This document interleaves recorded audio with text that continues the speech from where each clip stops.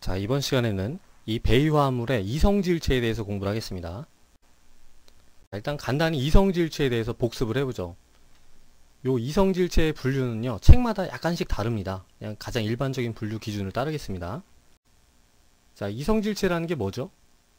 이성질체는 같은 화학식, 그러니까 똑같은 종류의 원자랑 똑같은 개수의 원자로 이루어져 있는데 다른 성질, 다른 물질이라는 거죠. 이런 걸 이성질체라고 하고요.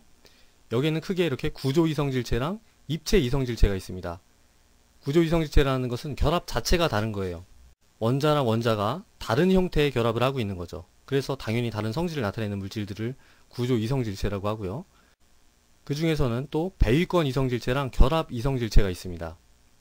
요 이제 각각은 좀 이따 말씀드리고요.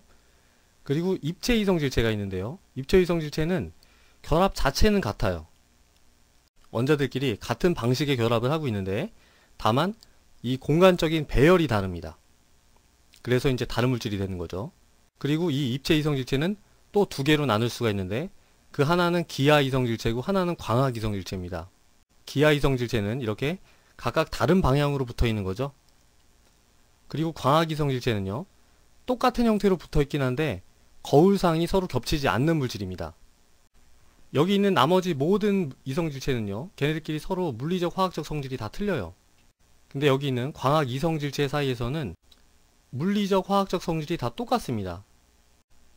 다만 이제 이 편광면을 회전시키는 방향이라든가 아니면은 또 다른 카이라란 분자랑의 상호작용, 그럴 때만 두 차이를 나타내고 나머지 모든 경우에 대해서는요, 똑같은 끓는 점, 똑같은 녹는 점, 이렇게 다 똑같은 물리적 성질을 나타냅니다. 자, 그럼 이제 요런 기준을 가지고선 배위화합물의 여러가지 이성질체를 하나하나 보겠습니다. 일단 별로 안 중요한 거 먼저 보면요, 배위권 이성질체라는 게 있습니다. 자, 예를 들면요, 크롬 이온에 염소 이온 3개랑 물 6개가 배이되어 있는 요런 물질이 있습니다. 자, 근데 이 크롬의 배이수는 얼마예요? 6이죠? 6개의 리간드만 배위권 안에 들어올 수 있고 나머지 3개는 배위권 바깥에 있을 수밖에 없습니다. 어떤 리간드가 배위권 안에 있고 어떤 리간드가 밖에 있느냐에 따라서 물질이 당연히 다른 물질이 되겠죠. 그런 거를 배위권 이성질체라고 합니다. 예를 들면은 요 물질은 3개의 배위권 이성질체를 가지고 있어요. 지금 얘는 배위권 안에 물 5개랑 염소이온 하나가 들어와 있죠. 얘는 배위권 안에 물 6개가 다 들어와 있고 얘는 배위권 안에 물 4개랑 염소이온 2개가 들어와 있어요. 당연히 얘네들은 다른 물질인 거죠. 이런 거를 배위권 이성질체라고 합니다. 자, 이 배위화합물은 결합 이성질체도 있을 수 있는데요. 여기 보면 대표적인 예가 나옵니다. 똑같이 요 NO2- 리간드로 작용을 하는 건데요. 여기서는 질소가 주계원자고 여기서는 산소가 주계원자인 거죠. 똑같은 리간드라고 하더라도 어떤 원자가 직접적으로 주계원자로 작용했느냐에 따라서 서로 다른 물질이 되는 거죠. 이런 거를 결합 이성질체라고 합니다. 자, 얘네들은요, 상대적으로 별로 중요하지 않습니다. 훨씬 더 중요한 건 바로 여기에 있는 이 기하 이성질체랑 광학 이성질체가 되는 거죠. 자, 기하 이성질체랑 광학 이성질체는 우리가 이따가 이제 자세한 예를 살펴볼 건데요. 간단히 보면은 기하 이성질체의 대표적인 예가 여기 나와 있죠. 이렇게 시스로 붙어 있든가 아니면은 트랜스로 붙어 있는 겁니다. 똑같은 원자랑 똑같은 원자가 결합을 했지만 다른 방향으로 결합을 했죠. 그래서 다른 물질이 된 그런 기하 이성질체가 되는 겁니다. 자, 그리고 여기는 광학 이성질체의 예가 나와 있는데 이제 코발트 이온에 에틸렌 디아민 3개가 붙어 있는 거예요. 그럼 여기서 볼 수 있듯이 이 거울상과 서로 겹치질 않습니다. 이렇게 거울상이 겹치지 않는 물질을 서로 광학 이성질체다 이렇게 얘기를 하고요. 쉽게 알아볼 수 있는 방법은 뭔가요? 바로 그 분자 내에 대칭 평면이 없으면 그 분자는 카이랄하다고 합니다. 카이랄한 분자는 또 다른 광학 이성질체를 가지는 거죠. 자, 그래서 여기도 보면은 대칭 평면이 존재하죠. 여기도 존재하고 여기도 다 존재합니다. 근데 얘는 지금 대칭 평면이 없어요. 그래서 얘가 카이랄하다라는 걸 금방 알아볼 수가 있죠. 자, 그래서요, 이 배위화합물의 이성질체는 요 배위수가 6인 애들이 제일 중요합니다. 하지만 요걸 자세하게 공부하기 전에 우리가 배위수가 4인 그런 착화합물에 대해서도 간단하게 보겠습니다. 자, 이렇게 배위수가 4면은 크게 정사면체 아니면은 평면 사각이 될 수가 있습니다. 자, 이 정사면체 경우에는 이 4개의 리간드 중에 하나가 또 다른 리간드로 치환이 되면은 이성질체를 가지나요? 안 가지나요? 안 가지는 거죠. 얘가 어디에 붙어 있든지 간에 다 동등한 물질입니다. 자, 만약에 리간드가 하나가 더 치환됐다. 그래도 마찬가지입니다. 얘를 이쪽에 치환시키든 이쪽에 치환시키든 어느 쪽에 치환시켜도 다 똑같은 물질인 거예요. 그래서 이렇게 정사면체인 경우에는 이렇게 서로 다른 두 종류의 리간드가 섞여 있어도 이성질체를 가지지 않습니다. 하지만 만약에 여기에 A, B, C, D 전부 다 서로 다른 이런 리간드가 붙어 있다. 그럼 어떨까요? 얘는 대칭평면이 없기 때문에 요 착화합물은 카이랄합니다. 그리고 당연히 광학 이성질체를 가지겠죠. 자, 근데 이런 거는 굉장히 극단적인 예고요. 이렇게 사면체에 대한 이성질체는 상대적으로 별로 중요하지 않습니다. 자, 평면사학은 어떨까요? 평면사학에서 만약에 서로 다른 두 종류의 리간드가 두 개씩 붙어 있다. 그럼 어떤 이성질체를 가질까요? 그죠? 여기 그림에 나와 있듯이 시스 형태도 가능하고 트랜스 형태도 가능합니다. 어때요? 아까 정사면체는 이성질체가 없는데 평면사학은 이렇게 이성질체가 있죠? 자, 그래서 요 물질을 시스 플라틴이라고 하는데요. 요거는 여러가지 항암제로 사용이 됩니다. 자, 가만히 보면요. 이 백금을 중심으로 암모니아 두 개가 한쪽 방향에 붙어 있죠. 시스로 붙어 있습니다. 자, 시스로 붙어 있으면 약효가 있지만요. 트랜스로 붙어 있으면 전혀 약효가 없습니다. 자, 얘가 어떤 메커니즘으로 그 약효를 나타내냐면은 이렇게 DNA에 달라붙어요. DNA에 달라붙어 가지고 이 복제를 방해하기 때문에 이제 상대적으로 복제 속도가 빠른 그런 암세포에 더 치명적인 영향을 줄 수가 있는 겁니다. 자, 그래서 이렇게 배위수가 4인 경우를 간단하게 살펴봤고요. 이제 배위수가 6인 경우를 자세하게 보겠습니다. 자, 이렇게 배위수가 6인 경우는 훨씬 중요합니다. 이걸 우리가 체계적으로 한번 분류를 해보겠습니다. 중심 금속을 M이라고 잡고요. 그 다음에 리간드를 각각 A랑 B로 표시를 할게요. 그럼 어떤 종류의 착화합물들이 있을까요? 일단 하나하나 써보면요. M에 A만 6개 붙어 있는 것도 있을 수 있겠죠. 아니면은 M에 A 5개에 B 하나, 아니면은 A 4개에 B 2개, 아니면은 A 3개에 B 3개도 가능하겠죠. 아니면은 M에 A 2개, B 2개, C 2개도 가능합니다. 자, 그래서 얘네들은 한 자리 리간드가 붙어 있을 때 얘고요. 또 뭐가 가능하냐면은 중심 금속에 에틸렌 디아민 하나에다가 A가 4개 붙어 있을 수도 있고요. 아니면은 중심 금속에 에틸렌 디아민 2개에다가 A가 2개 붙어 있을 수도 있습니다. 아니면은 중심 금속에 에틸렌 디아민만 3개 붙어 있을 수도 있죠. 자, 마지막으로 또 뭐가 가능하냐면은 중심 금속에 EDTA 하나가 붙어 있을 수도 있어요. 이렇게.